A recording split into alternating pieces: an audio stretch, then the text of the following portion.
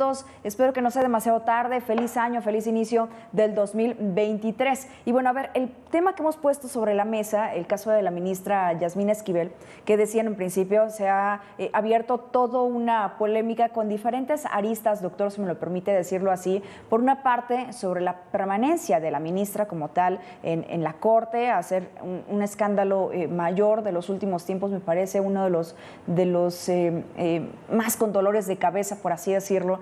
Y por otro lado, pues el plagio que solo no alcanza a la tesis de la ministra. Es posible que haya muchos más casos de plagios que ha venido siendo algo sistemático, quizá no nada más en la UNAM, en otras universidades que pudiera pasar desapercibido, por lo que el debate se centra pues en la falta de decisión de retirar o no el título. En fin, aquí nos preguntamos, ¿quiénes exigen una cédula profesional para poder ejercer? Y bueno, pues una de las respuestas más sencillas sería la licenciatura en Derecho. ¿Cuál es su importancia? Buenas tardes. Hola, muy buenas tardes, Mitzi. Gracias, como siempre, por el espacio. O sea, creo que, como bien dices, sobre este tema hay varias aristas. Por un lado, está el hecho concreto del caso de la ministra Yasmín, que, pues, lamentablemente se ha comprobado, pues, cometió un fraude académico al copiar, literalmente plagiar su tesis y presentarlo como si fuera propia. Y no solamente hacer eso, sino que además cuando es descubierta en el caso, dobla la apuesta, miente al respecto, dice presentar pruebas incluso avaladas por un notario en el que supuestamente justo el autor original de la tesis que ella plagió, ella dice que había dicho ante el notario que él había sido el que plagió, cosa que además en el tiempo no se podía porque el escrito de la otra persona precede al de la ministra. Y justo después, incluso en los medios, el periódico Eje Central documenta en entrevista con esta persona que dice, no, nunca tuve ni siquiera declaración ante notario alguno. Todavía, incluso por tercera ocasión, doble la apuesta la ministra, y antes de que comenzara el proceso para la votación de presidenta o presidenta de la Suprema Corte, ella en su discurso se dice víctima de una campaña de desprestigio e insiste en que ella es la autora. Ya todo ha sido documentado por parte del comité respectivo, por parte de la UNAM, y estamos ahorita en el juego de echarse la bola entre autoridades de la UNAM diciendo es plagio, pero no puedo hacer más. La SEP diciendo no, espérame, quien tiene que anular el título eres tú como la universidad emisora. Y en medio, el público es testigo de un cinismo de una persona que, insisto, ha cometido fraude, ha reiterado mentiras e incluso presuntos delitos al decir que tiene pruebas de un juramento ante notario que no existió. Y hasta ahorita lo que ha habido es impunidad.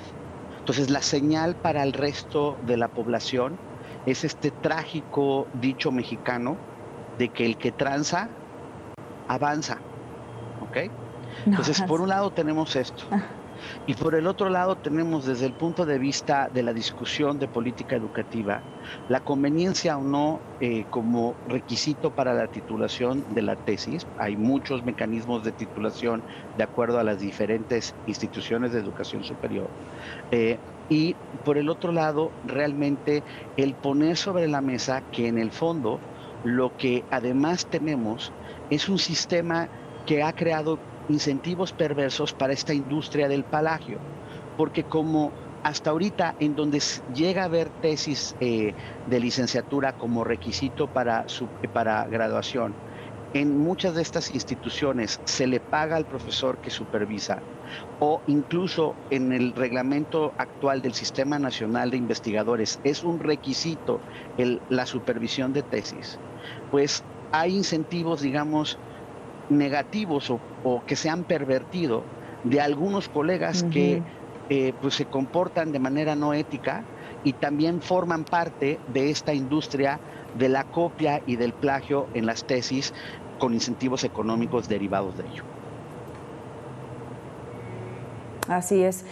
Hay datos bien interesantes que nos comparte mi compañero Abel Martínez y que me parece también toda una situación aunado a lo que usted nos está diciendo, doctor. De cada 10 alumnos de una licenciatura, solo 6 terminan sus estudios y de ellos solamente 4 se llegan a titular. ¿Cuál es el riesgo que se puede llegar a tener al no contar con un título y con una cédula profesional? De hecho, incluso la fotografía todavía es más dramática, porque de 10 mexicanos que inician la educación primaria, solo 2 van a terminar la Sí. educación superior, ¿ok? Y de los que terminan de educación superior, ahí entra la fotografía que menciona tu compañera.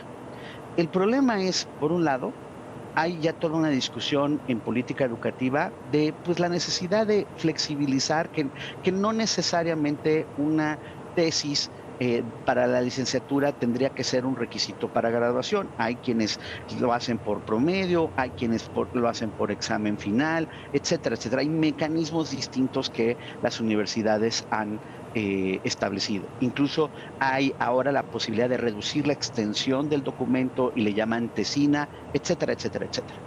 En efectos, en términos prácticos, la verdad es que anteriormente se veía la tesis como una oportunidad para que el alumno tratara de utilizar los conocimientos que desarrolló a lo largo de sus distintas carreras, ya sea para la resolución de un problema, para profundizar tantito en el estudio de alguna situación y demás. Lo hecho es que, con toda franqueza, tampoco es que uno necesitara ese documento como cúspide de la consolidación de la formación de un alumno, porque por eso ya distintas instituciones de educación superior han optado por alternativas a la tesis. Pero en el caso que nos compete, el problema es que ese era el requisito que entonces había para todo estudiante de Derecho en la Universidad Nacional Sí. Autónoma de México. Y la señora lo que hizo fue cometer fraude a la ley y a la regulación universitaria, y ahora incluso un fraude mayor porque ha estado mintiendo reiteradamente.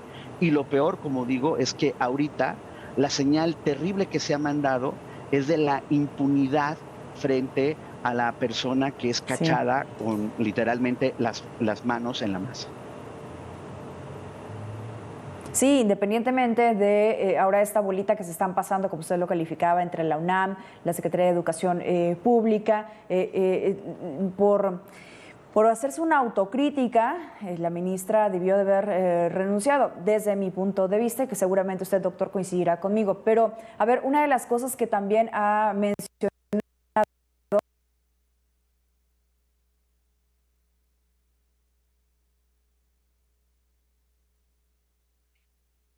Lo que pasa es que, disculpe, no escucho muy bien. O sea, para que eso ocurra, es necesario, o sea, la renuncia implica que la persona tiene vergüenza y que ante la vergüenza, pues entonces dice, chin, pues no me queda más que renunciar. Pero estamos hablando reiteradamente de muestras, discúlpenme con toda claridad, de una persona sin vergüenza que ha reiterado la apuesta a la tranza y a la mentira para mantenerse en el puesto. No tiene ningún empacho en hacerlo. Entonces, ese es el problema, y creo que como sociedad hay que seguir expresando y creando presión para exhibir al tramposo, no para que quede claro que un tramposo encuentra la manera de salirse con la suya. Eso es, creo que, uno de los retos que como sociedad mexicana tenemos ante esto, porque incluso las implicaciones más grandotas ahorita es la tesis. Y ya hemos visto otros casos de otros fraudes a la ley que siguen impunes. Entonces, ¿cuándo vamos a marcar, digamos, esta línea de ética y de cumplimiento a la ley? Ajá. Nos hablan todo mundo, todos los políticos nos hablan de la importancia del respeto al derecho.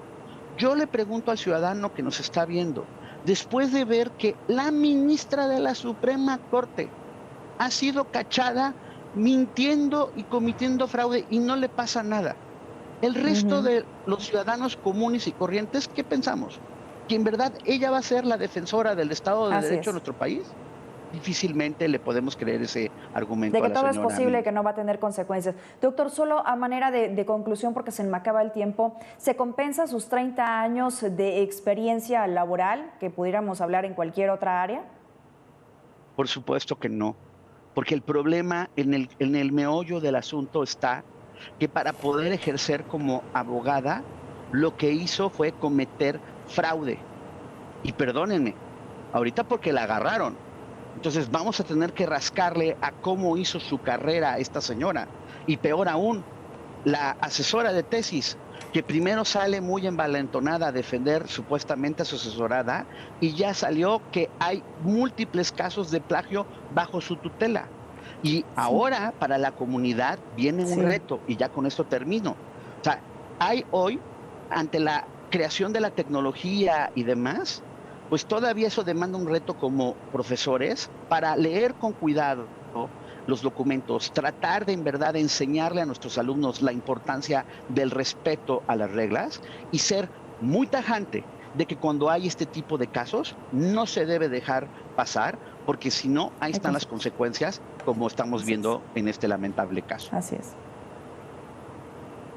Hay consecuencias, debería de haber consecuencias. Gracias, doctor Marco Fernández. Siempre es un gusto poder platicar con usted sobre este y otros temas más que están bajo los reflectores a nivel nacional. Que tenga buena tarde.